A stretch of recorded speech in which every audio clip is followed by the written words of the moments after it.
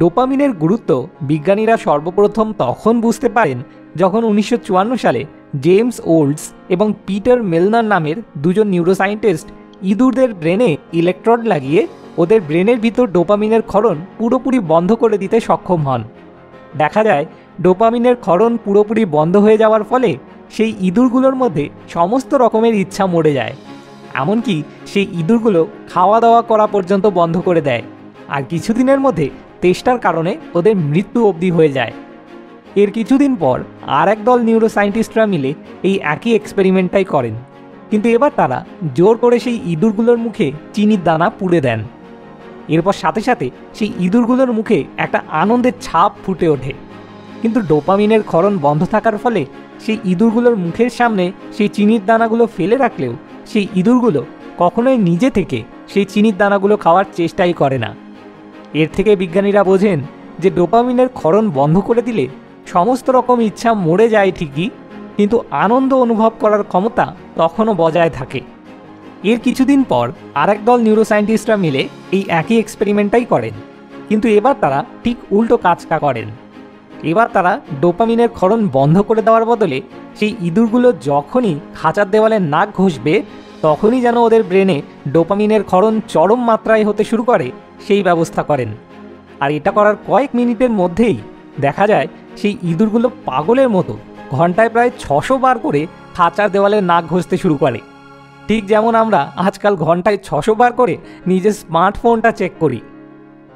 এর থেকে বিজ্ঞানীরা বুঝতে পারেন যে আমাদের যে কোনো অভ্যাসের পিছনে মূল যে নিউরোকেমিক্যালটা কাজ করে সেটা হলো ডোপামিন, আর সেখান থেকেই ডোপামিন হয়ে ওঠে অন্যতম সবথেকে গুরুত্বপূর্ণ নিউরোকেমিক্যাল।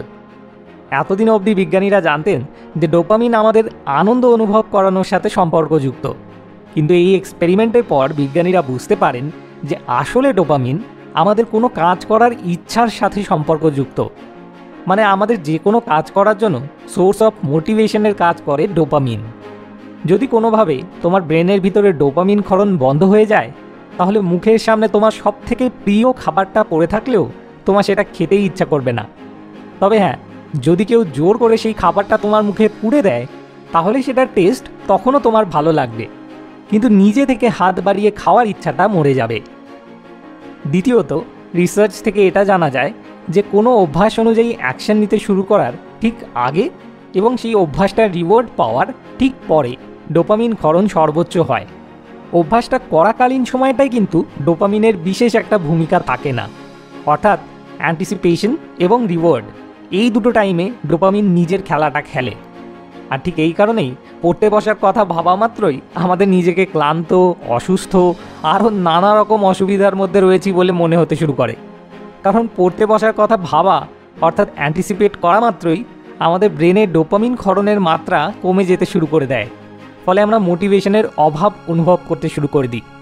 যেখানে অন্যদিকে সোশ্যাল মিডিয়া চেক করার কথা ভাবা মাত্রই সমস্ত রকম অসুবিধার কথা আমরা নিমেষে ভুলে যাই, কারণ তখন সোশ্যাল মিডিয়া স্ক্রল করার কথা ভাবা মাত্রই আমাদের ব্রেনে ডোপামিনের ক্ষরণ বাড়তে শুরু করে দেয়, যার ফলে আমরা ভাবা মাত্রই কাজটা করার জন্য একটা তীব্র ইচ্ছা নিজের মধ্যে অনুভব করতে শুরু করে দিই। এবার এই নলেজগুলোকে কাজে লাগিয়ে আমরা চাইলে একটা হ্যাক ইউজ করতে পারি। যেমন ধরো, যদি আমরা শুধু পড়তে বসার কথা ভাবার বদলে এভাবে ভাবি যে পড়াটা শেষ করে উঠেই আমি ইউটিউবটা চেক করব, বা এক্সারসাইজটা করে উঠেই আমি আমার প্রিয় খাবারটা খাবো, তাহলে তখন কিন্তু আমাদের ব্রেনের ডোপামিনের ক্ষরণ কমে যাওয়ার বদলে বরং বাড়তে শুরু করে দেবে। এই টেকনিকটাকে বলা হয় টেম্পটেশন বান্ডলিং, অর্থাৎ এরকম একটা কাজ যেটা করা দরকার কিন্তু কষ্টকর, সেটাকে এরকম একটা মজাদার কাজের সাথে বান্ডেল করে দেওয়া যেটা আমরা করতে চাই। রনান বায়ার্ন নামের আয়ারল্যান্ডের এক ইলেকট্রিক্যাল ইঞ্জিনিয়ারিং স্টুডেন্ট এই হ্যাকটাকে কাজে লাগিয়ে নিজের থলথলে ভুঁড়িকে সিক্স প্যাক অ্যাপসে পরিণত করতে সফল হয়। কীভাবে? রনান নেটফ্লিক্সে একের পর এক ওয়েব সিরিজ দেখতে থাকতে খুব মজা পেত। তো রনান কী করে, ওর ল্যাপটপের সাথে একটা স্টেশনারি সাইকেল কানেক্ট করে একটা কম্পিউটার কোডের সাহায্যে এরকম একটা সিস্টেম তৈরি করে নেয় যে যদি রনান একটা নির্দিষ্ট স্পিডের উপরে প্যাডেল করে তবেই একমাত্র ল্যাপটপে নেটফ্লিক্সটা চলবে, আর না হলে পজ হয়ে যাবে। মানে প্যাডেল অন তো নেটফ্লিক্স অন, প্যাডেল গন তো নেটফ্লিক্স ভি গন।